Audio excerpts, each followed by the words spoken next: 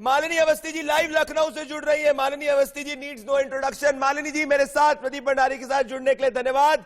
इस वक्त लखनऊ में मैं रवि किशन जी से बात कर रहा था। गोरखपुर में होली मनाई जा रही है, क्या लखनऊ में भी जीत का जश्न है? क्या जनता लखनऊ में भी सड़कों पे आ चुकी है, लड्डू बांट रही है? आप बड़ी खुश लग रही है मालिनी जी। मैं तो खुश हूँ, बिल्कुल बहुत खुश हूँ। और आज के दिन का तो मुझे तो बहुत समय से इंतजार था, मैं कहूंगी, क्योंकि मैं दिल ही दिल में बहुत आश्वस्त थी कि यही परिणाम आएंगे। लेकिन मैं सबके कयास सुन रही थी, और ये देखिए जनता के बीच में तो जाना सबका अपना एक लोकतांत्रिक अधिकार है। अंतत्वगत्वा जनता निर्णय लेती है, लेकिन मैं प्रदीप उत्तर प्रदेश की बेटी हूँ, इस लिहाज से यहीं पैदा हुई, यहीं पली बड़ी, यहीं ब्याही, और मैं जो गाती हूँ वो भी उत्तर प्रदेश की सारी परंपरा की चीजें हैं। मैंने अपने जीवन में कॉम्पोजिट डेवलपमेंट के ऐसी नीड्स को एड्रेस करने वाली सरकार पहली बार देखी।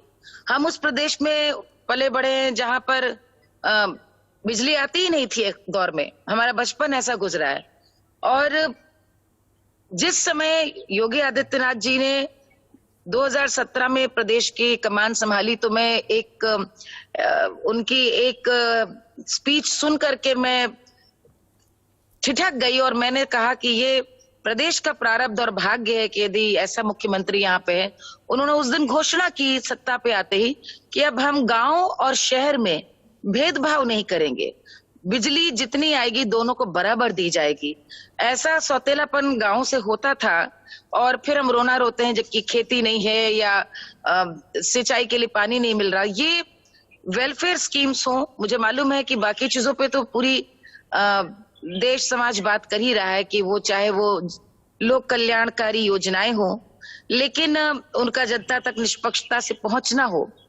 लेकिन मिशन शक्ति और महिला सुरक्षा, ये मुद्दे ऐसे हैं कि आप जब लॉ एंड ऑर्डर की उत्तर प्रदेश में बात करेंगे या कहीं भी, तो लॉ एंड ऑर्डर की भुक्तभोगी भी महिला है और लाभार्थी भी महिला ही होती है। मालिनी जी, तो आज मालिनी जी आपने बहुत बेहतरीन बात की। मैं एक चीज मैं कहना चाहता हूं, मैं आपसे डिफर करता हूं एक पॉइंट पे। आपने कहा आप उत्तर प्रदेश की बेटी, मैं कहता हूं आप सिर्फ उत्तर प्रदेश की नहीं देश की भी बेटी है, क्योंकि देश पूरा आपको सुनता है। तो ये बात पे मैं आपसे डिफर करूंगा, और मेरे इतने सारे टीम में काम करने वाले लोग आपके फैंस हैं।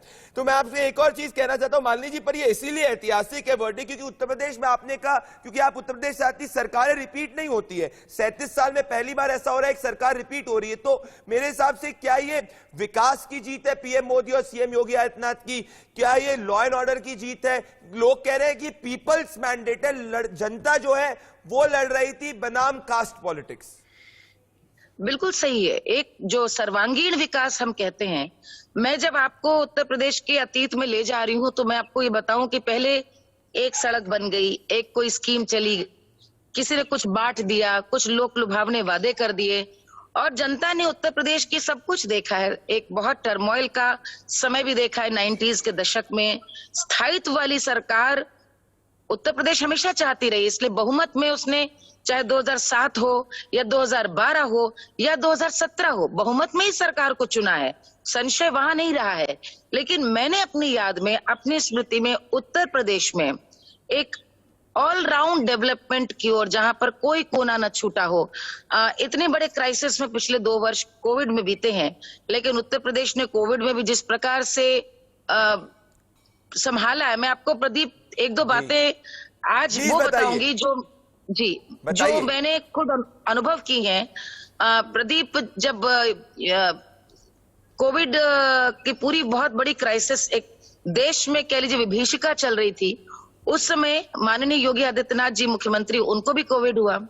और उस समय आपको यदि याद होगा कि लखनऊ में यहाँ पर एक बहुत बड़ा डिफेंस के उसका एक हॉस्पिटल सेटअप किया गया कोविड का।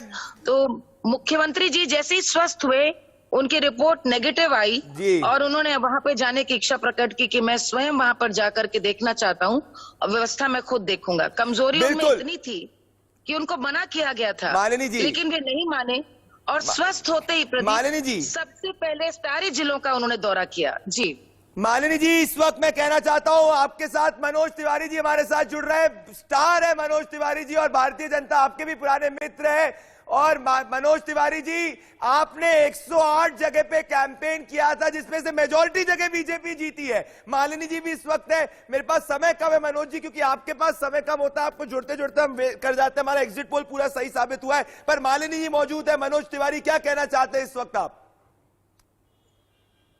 मनोज जी।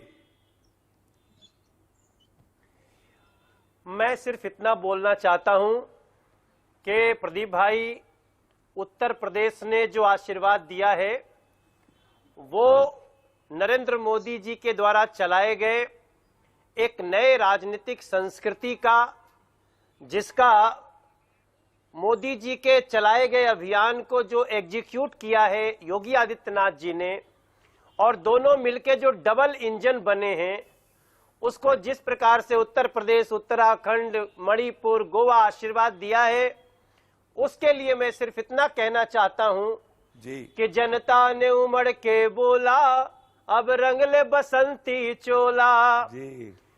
सड़क बनेगी, पुल भी बनेगा, होगा बम बम भोला। जनता ने उमड़ के बोला, अब रंग ले बसंती चोला। मनोज जी, गांव नगर हर शहर बोलता, नाच रहा है टोला। अब जनता ने उमड़ के बोला। यही कहना चाहता हूं, सबको प्रणाम करना चाहता हूं, सबको सैल्यूट करना चाहता हूं। नरेंद्र मोदी जी, योगी जी पे अभिमान है हमें। बिल्कुल।